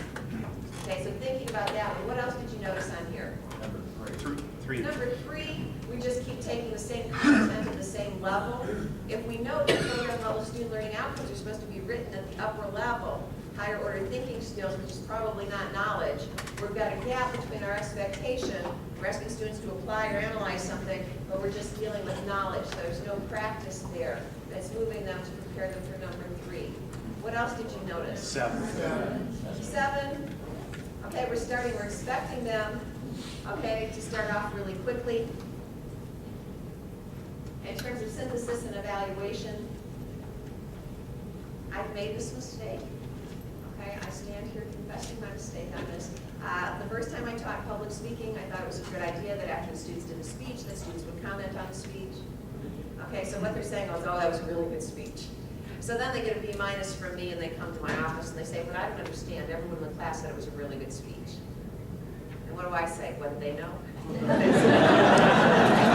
What do they know at that point? They are in no position to offer really constructive criticism, nor would they, because they're not comfortable with their classmates and they don't even know how to phrase constructive criticism. So of course it's problematic.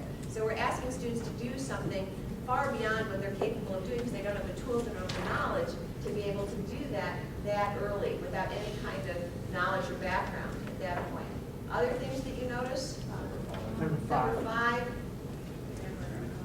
Yeah, this is sort of a problem. This was actually more likely what was to happen in terms of public speaking on my campus. They take first-year students' speech, where we're basically teaching them how to stand up and organize a speech in a fairly non-threatening situation. We are not teaching them how to do professional presentations.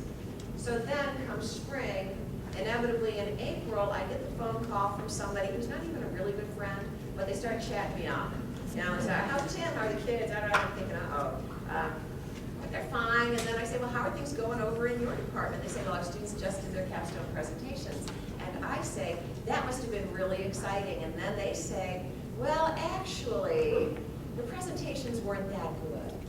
And then they say, I'm not sure what's happening in freshman speech, But it's just not working, because the presentations were this, that, and the other thing, and at that time, I just sort of like breathe and center myself, and I don't say, well, if it was that important to you, maybe they should have done something between freshman speech and their capstone experience, because we did not teach them how to do a formal research presentation. I mean, they're transplanting plants in my class, you know, in terms of doing a demonstration speech today. I'm not doing a formal research presentation here, so we've got this sort of donut hole kind of outcome where we're not reinforcing it at all. We're not showing them how to apply the basic skills to the skills, the approach necessary for a particular major. So that becomes problematic there. There's two other issues in here I want you to look at. Notice anything else? Number 2. Number 2, we hit it right off the bat, and then we abandoned it their sophomore year. So it's just sort of done. So that would question whether or not this is really a program level student learning outcome. And there's one more.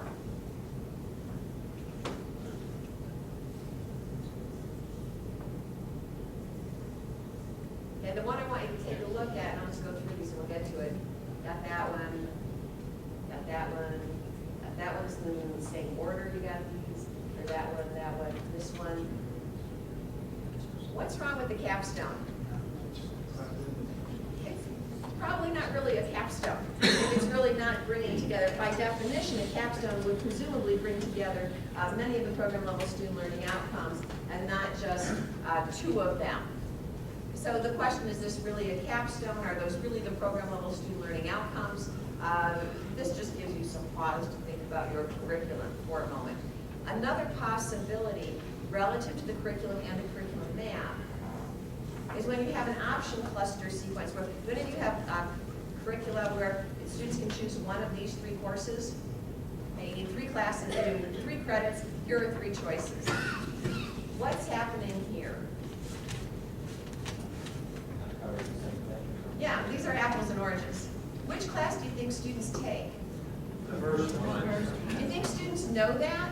Do you think word is out on that? Because I'm thinking it probably is. Because you've got one class that's basically the first of the 300 level courses here, is basically marking time. Okay, they're covering kind of, they're reviewing stuff they've already learned before. The last class is actually a much better capstone course than the one we have. So this is some high-level stuff here. But what happens is when the students are taking this class and they come out on the other side of it to continue with the sequence, you've got students now who had an amazing experience in terms of really taking what they've learned and moving it forward. And then you've got another class where they just sort of mark time going over what they've already learned. And this is going to make it difficult to sort of assess as we move forward, because students have now had some really different preparation. The more you have of these option type cluster requirements, the more we have to pay attention to the fact that whatever the courses are, they have to do the same thing. So for instance, regardless of if the 3 choices, it's a context course in communication, if they have to take healthcare, they can choose healthcare communication or family communication or environmental communication. Okay, all of those are going to be a writing class, regardless of whatever the kind. It's going to be a writing class, it's going to be an analysis class, and they're going to get into the journals. Okay, so that's what's got to happen in those 3 classes, even though the vehicle and the content is different. But we've got to make sure that we're keeping or holding those classes in terms of outcomes relative to program level student learning outcomes pretty much the same. Otherwise, we're creating some really unlevel playing fields that will be problematic. In a perfect world, okay, in a perfect world, we build our curriculum based on our program level student learning outcomes. Okay, I know that's not how it works pretty much anywhere. Very few of us ever have the luxury of building a curriculum based on, here's what we want our students to be able to know when they graduate. Instead, what we do is retrofit student learning outcomes to a curriculum and maybe tweak it a little bit, in which case the curriculum map is really helpful in helping us analyze the curriculum just like we did.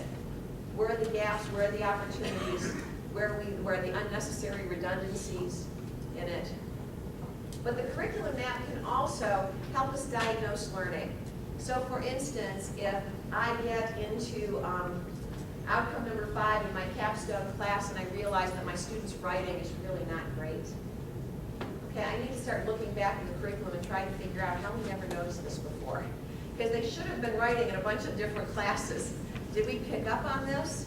Okay, why would we not intervene before now when we recognized that there was an issue? So thinking about diagnosing learning, maybe we need to have more early warning, maybe we need to go back into one of those 100 or 200 level classes and have another early writing class, so that if a student is struggling then, we can recommend they take advanced comp or do something, or some other avenue, or get them into the tutoring center, see if they've got a learning disability, or whatever we need to do to figure out how we can help them write. Number 13, this will be a relief. You don't have to assess every outcome in every course. Please don't do that. Assessment is so not every student, every outcome, every class, by every faculty member, every semester. This will kill you. Okay? Don't. Okay, what you're going to do instead is identify assessment points in the curriculum. So let's go back to the curriculum map. Got the curriculum map where we know what's going on, so a better map than the one we just saw. So you've got the curriculum map, and what we're going to do is identify where are logical assessment points. So in some cases, we're getting a developmental assessment in the first class, midway through, and at the end. In some cases, we're getting formative assessment and summative assessment. Okay, pre, post, summative, formative. Okay, so we get a sense of 2 different assessment points in different classes, and yet still, okay, we're not assessing every student in every course every semester. We may want to emphasize, for instance, we're going to look at these 2 outcomes fall semester and look at the assessment points. So that means several different classes are involved. The assessment point classes, those are the ones we're going to take a look at student work and see if students are performing appropriate to where they are in the curriculum. And then the second semester, we may go here. Third semester, we may go here. Fourth semester, we may move this way. So we're filtering them in, concentrating on a few outcomes every semester. This does not mean we don't gather the information every semester. So for instance, if one of those classes is taught every semester, but that outcome isn't up, that semester we may want to hold on to those papers. So when that outcome is taught, we'll have like 3 semesters worth of papers to take a look at, from which we can sample to see whether or not students are doing what it is we need them to do. Okay, so I want you to be real judicious in terms of planning how you're going to do it. Now, if you recognize, for instance, that you have an issue in one of your outcomes, you don't just abandon it and figure out it's going to work, 3 years from now we'll come back to it. We got to figure out what we're going to do and then put it back on a scale that maybe a year from now or 2 years from now, and we're going to keep monitoring this one because we're playing with it. In some cases, you'll find that some outcomes are working great, in which case you may want to drop that to a 3-year cycle all by itself and just keep doing what you're doing there and really emphasize the outcomes in which you feel uncomfortable with the quality of the work the students are producing.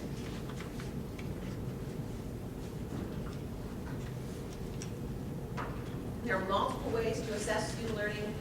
Anything that students do can be a vehicle for assessment. So if they're doing tests or project, case studies, portfolios, recitals, performances.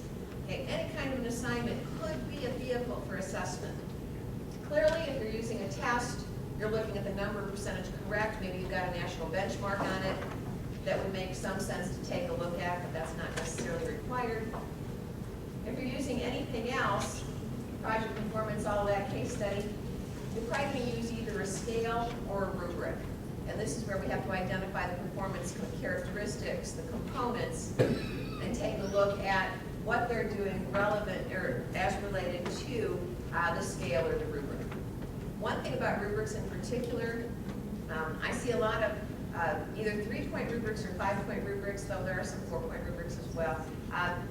One of the things I see faculty struggling with in the creation of rubrics, especially if they're using 5 different points, is trying to come up with, or splitting here to come up with 5 different definitions.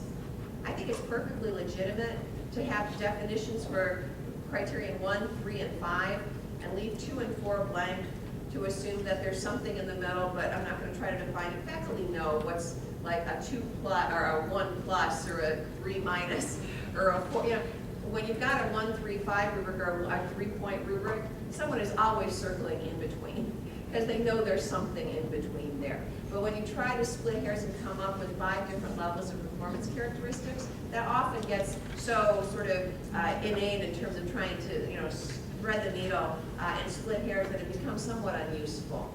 So thinking about it in terms of we've got a 5-point rubric with definitions for 1, 3, and 5, the first, third, fifth column, and then leaving the other two. Makes a lot of sense if you're comfortable with doing that. Next, I want to remind you to look and analyze patterns of data. As I often remind my schools going through accreditation, one data point is not a pattern of evidence, no matter how soon the accreditors are coming. One data point is one data point. There seems to be a lot of interest and rush to close the loop, because I think the HLC wants to see you close the loop. Okay, we don't want to see you close the loop on one data point, because we have no idea, neither do you, if that one data point really is representative of what's going on, or if it's just one crank data point. If you look at data over time, there's some natural fluctuations. Think of the students who graduate from your program. My guess is there are some classes that you really hate to see go, and there are other classes you can't imagine how they got this far. There's some like up and down thing. So you really want to look at a pattern and not sort of one data point. Different kinds of patterns, consistency, consensus, and distinctiveness, and I'll illustrate these for you. Think about it in terms of over time. Well, I'm sorry, this got out of order when I was screwing this up. Consistency, forget that slide. Consistency is we're looking at it over time. So we've got data over the last 6 or 7 years. We can see, okay, a trend. Maybe we see, okay, in the last 3 years we start to see a pattern of a slow, okay, but kind of constant decline here. That may be something we want to pay attention to. Up until that point, there's, again in 8, 9, 10, or 8, 9, 10, we saw that same kind of decline, and then it bumped up again. So something's going on here. We may want to think about that.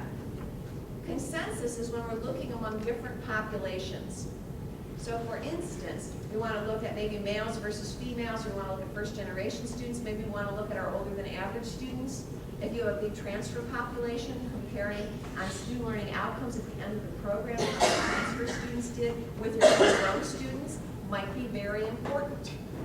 So think about who are the populations of interest in your program to make sure that just reporting an average performance isn't masking the fact that your older than average students are doing great, that makes up for the fact that some of your first generation students aren't doing well at all. So thinking about it in terms of who are the population and looking at consensus data among those different populations. Finally, in terms of distinctiveness, you may want to look across your different student learning outcomes, and I'm giving you 6 here. You notice that one is particularly problematic. Well, let's spend our effort on that, okay? We'll put the other, we don't have to assess the other ones unless something is going to change. Let's focus in on the area that we know has the biggest issue. I asked department chairs yesterday if they thought of one thing, one area, one outcome in their program that they are less comfortable with than the others. Okay? You know what it is already. Emphasize that. Spend your time assessing something that will make a difference as opposed to assessing for the sake of assessing. Think about this in terms of you have limited time, energy, resources, and maybe even motivation. So let's do something that we all agree is really important and figure out what's the area in which our students are struggling and address that. Number 16, we are so getting towards the end. Assessment results in action. Okay, this is the famous closing the loop issue that HLC is very intent on, because what we see is institutions are collecting data like crazy, that whole culture of assessment business, but they're not doing anything, okay, with what they've collected. So thinking about in terms of action, we've seen this model before. What I want you to think about is this part right here. Okay, if we assess it and we're not comfortable with our students' performance, component plus component plus component, okay, provides, an assessment of how they're doing, what are we going to do differently? And so how are we going to take this and move forward? A whole bunch of different options. Some is development, faculty, staff, student development. Okay, do we understand, we do faculty development in terms of student learning, in terms of how to assess, we can do it in terms of student development, do they know what the student learning outcomes are, do they understand what the components are, do they understand how to study? Many of are in the enviable position of bringing in students who are, nice, bright young students, but many of whom got through high school relatively unscathed. And they didn't have to really study or put out very hard in high school, and they still did quite well. So it becomes somewhat of a shock when they get to a college or a university and they realize that the rules have changed. Okay, that whatever got them here is not going to keep them here. And that's where we've got to think about what can we do to help students actually learn and not just go through the motions or get by. We have to think about infrastructure in terms of policies, process, and plans. Okay, how can we help students succeed? Thinking about what are the policies that get in their way, what are the policies that help them succeed? Are there admissions policies for certain programs? Are those reasonable? Are those legitimate? Do they come too early? Do they come too late? A lot of times we study first to second year retention rates, but for a lot of schools, they're losing a huge number of really good students between their second and third year. And a lot of those students are losing because we're losing them because they can't get into the nursing program. Got this huge funnel into nursing programs. A lot of schools admit their second semester sophomore year. Okay, it's a size limited program based on the number of clinical sites. They take the top 81 students. Okay? Smaller schools may not have a place for those students who didn't get to be nurses to go. They don't want to be clinical lab scientists. Okay, but there's no other sort of health-related profession, and as a result, they transfer out. So we lose on our campus. That's a case study of what's happening on our campus. So we'll have young women, mostly in the nursing program, who have 3.5, 3.6 GPAs, and they're not in the top 81. It's like, oh man! And so we're losing this group of students, okay, between their sophomore and junior year. We need to think about what we're doing here. And that means admitting earlier to the nursing program so students have a longer time to rethink what they want to do, or something, as opposed to losing them with now, at that point, 60 credits and no major.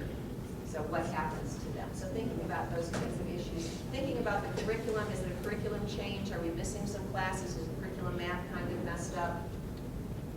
And finally, thinking about learning processes and resources. What are we doing? I am sorry, I forgot to turn off my phone. Isn't that embarrassing? And the thing is, it's probably my mom. Which is fine. It was her birthday, so she got my present today. So anyway.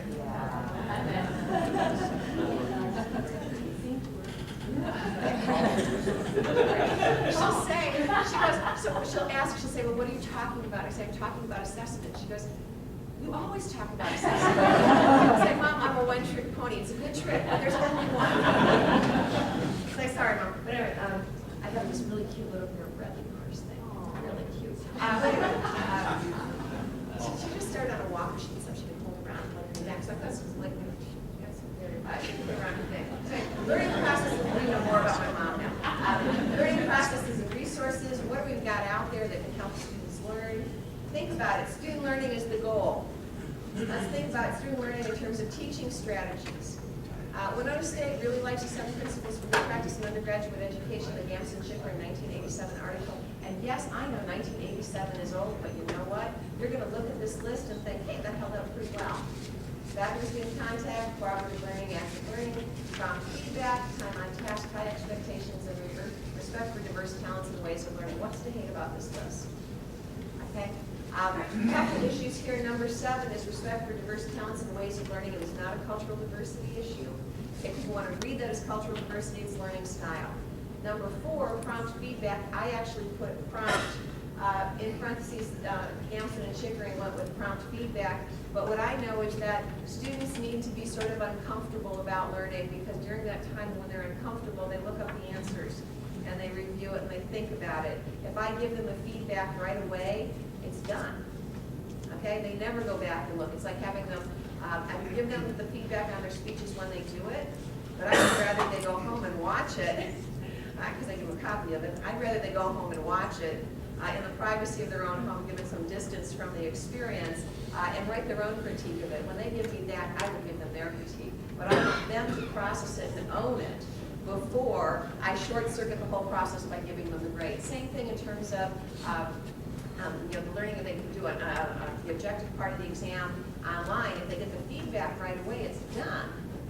But if they don't get the feedback on the exam right away, they go back and they look up the answers. that's when they start to think about it and learn about it some more. So prompt may short circuit the process. I'd be careful about being too prompt.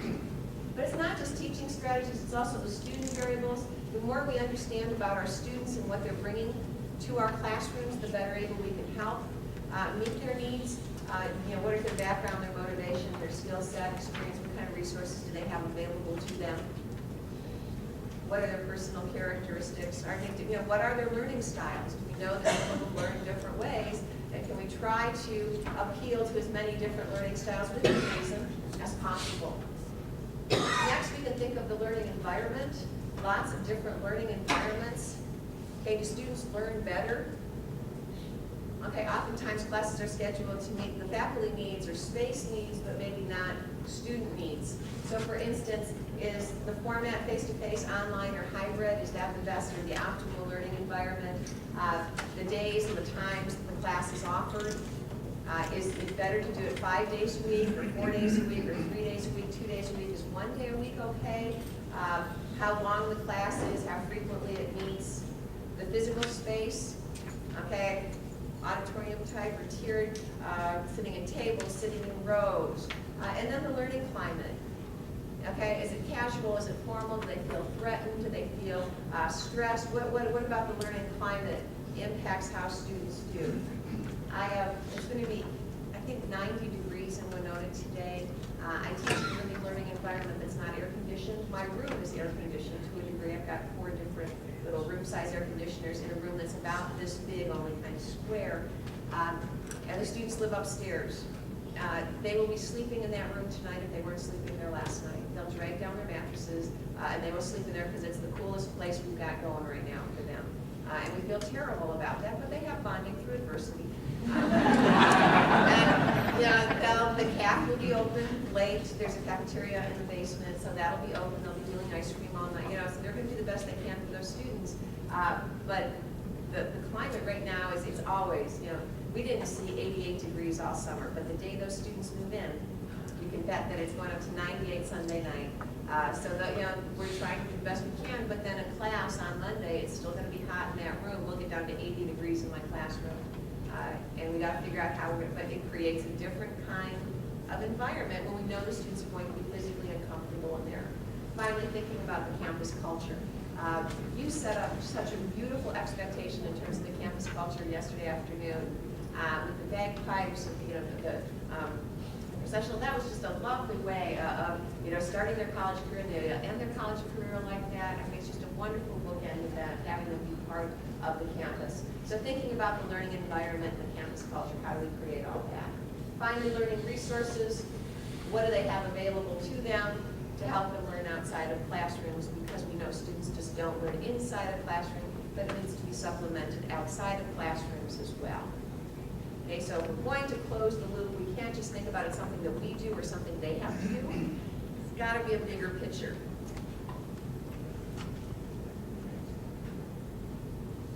Thinking about it in terms of what you're going to do, think about what you're going to do this semester, okay, the semester after that, the semester after that. Again, you're going to pick off the stuff you want to work on one at a time or 1 or 2 at a time, hopefully starting with the issues that you know are the biggest issues.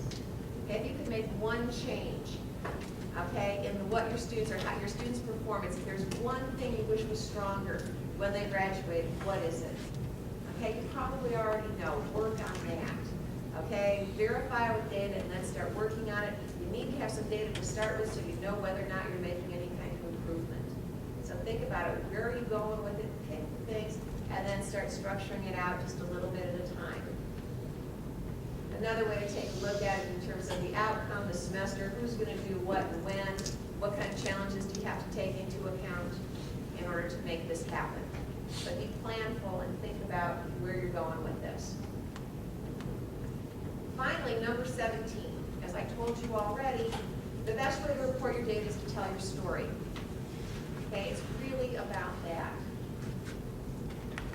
Think about for each outcome, if you talk about what you looked at, how you assessed it, what you found, what it means, what you're going to do about it, and then what happened.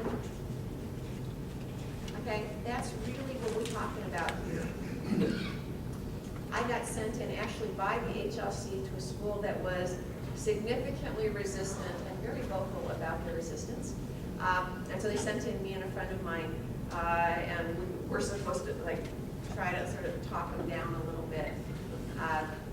And I mean, the resistance was not just to assessment. They were good teachers, but there was a bunch of institutional issues that was just sort of honking them off about stuff. So we started talking about the story. And we started talking about what they do in their classes and what's changed. We started talking about their programs and what's changed over the last 5 years. And we asked them to, we were there for a day, and then we were coming back the following week, and we asked them, when we came back, we wanted to hear their assessment story. And we gave them the template, and then we came back, and then every single one of them told us their assessment story. They know what their assessment story is.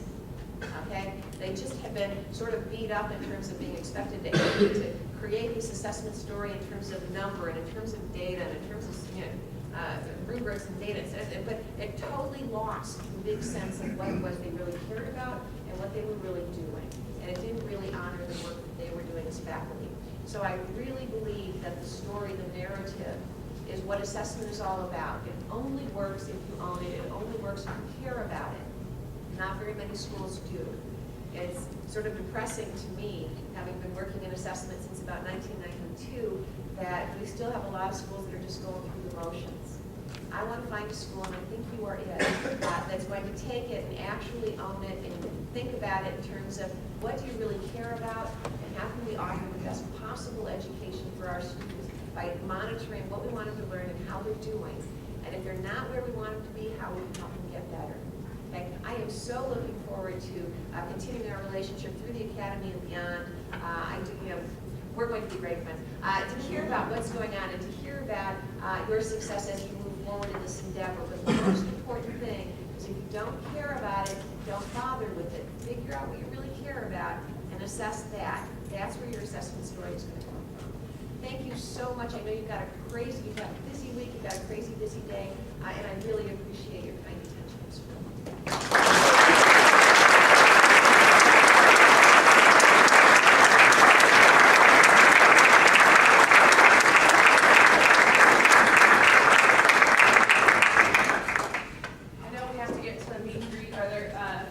Maybe one or two quick questions.